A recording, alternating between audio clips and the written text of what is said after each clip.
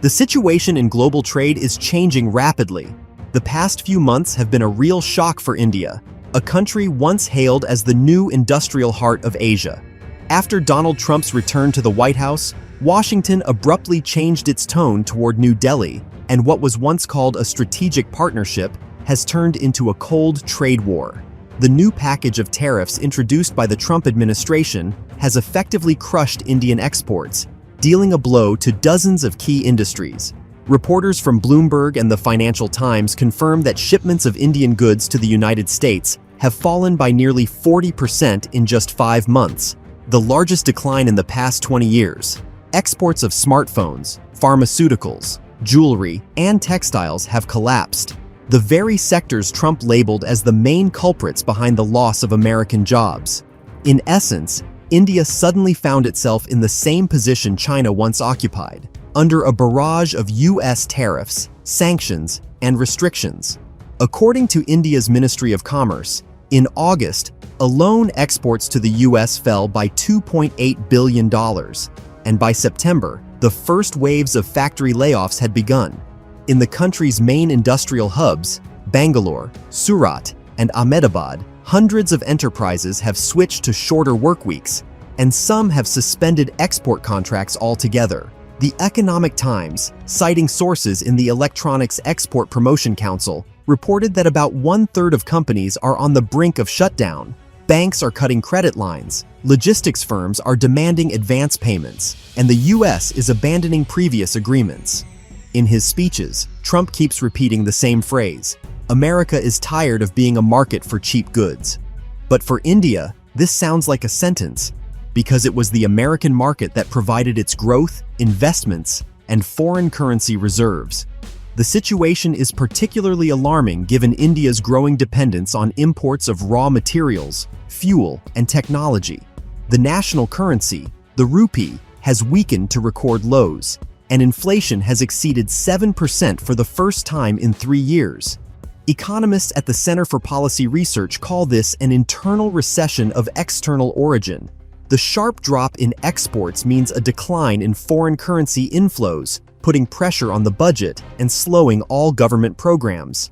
According to one former advisor to India's Ministry of Finance, the situation resembles 1991, when the country first faced the threat of default.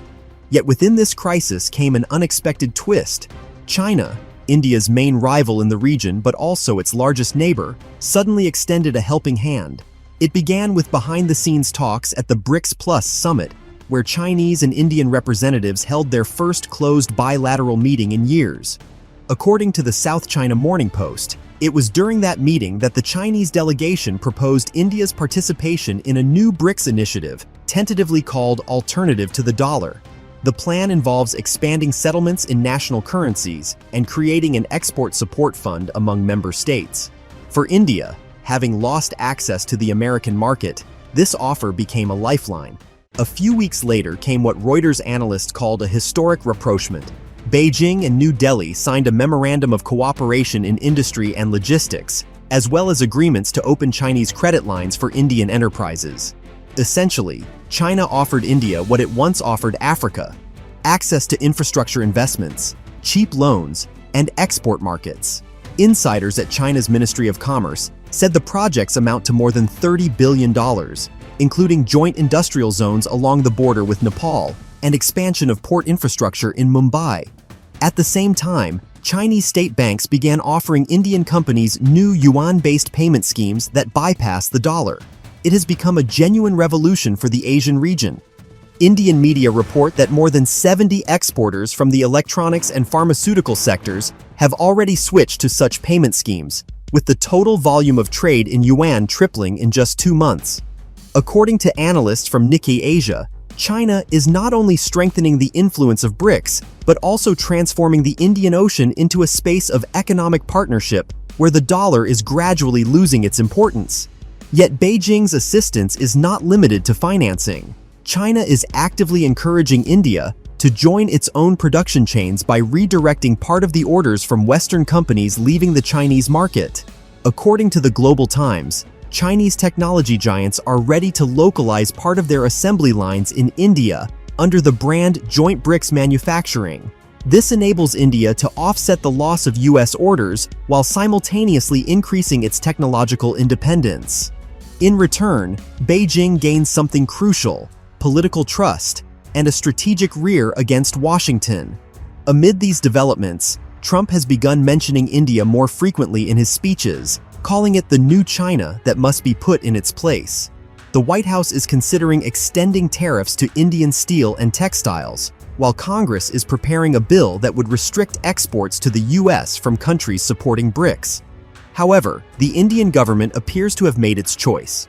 Prime Minister Narendra Modi, in his latest interview with the ANI news agency, declared that India will no longer depend on a single partner and intends to develop a new multipolar economy. According to leaked documents published by Politico India, a delegation from New Delhi is already negotiating India's connection to the Chinese Interbank Payment System (CIPS), which serves as an analog to SWIFT but is controlled by Beijing. This would be an unprecedented step, signaling a partial withdrawal from the American financial system. Chinese analysts call it the financial pivot of the century.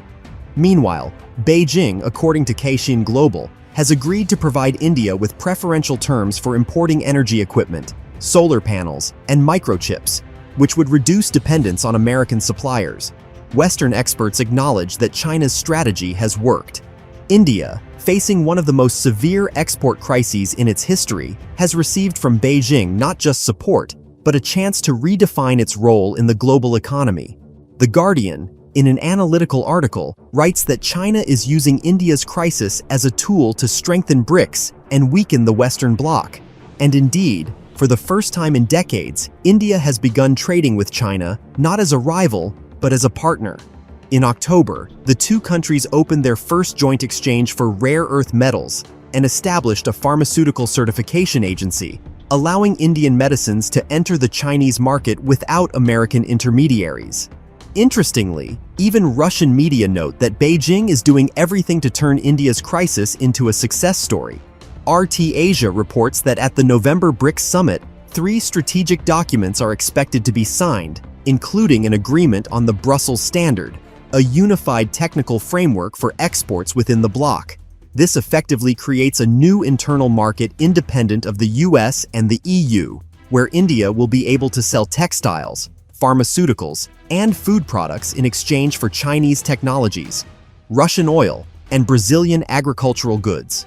Meanwhile, analysts from the Council on Foreign Relations warn that the United States risks losing the Indian market forever. If New Delhi fully aligns with BRICS, Washington will lose one of its key partners in Asia.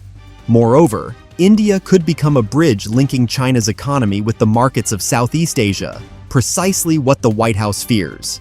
According to a US administration official quoted by the Washington Post, if India enters China's orbit, America's Indo-Pacific strategy will collapse.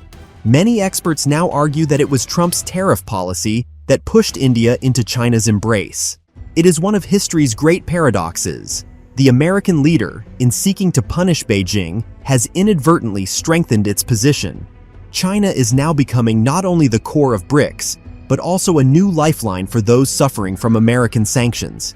India, in turn, is emerging as a symbol of change, a nation visibly shifting its economic trajectory before the eyes of the world, leaving the dollar orbit and choosing the path of multipolarity. And if India and China were once seen as rivals, they are now, as Le Monde writes, becoming allies out of necessity.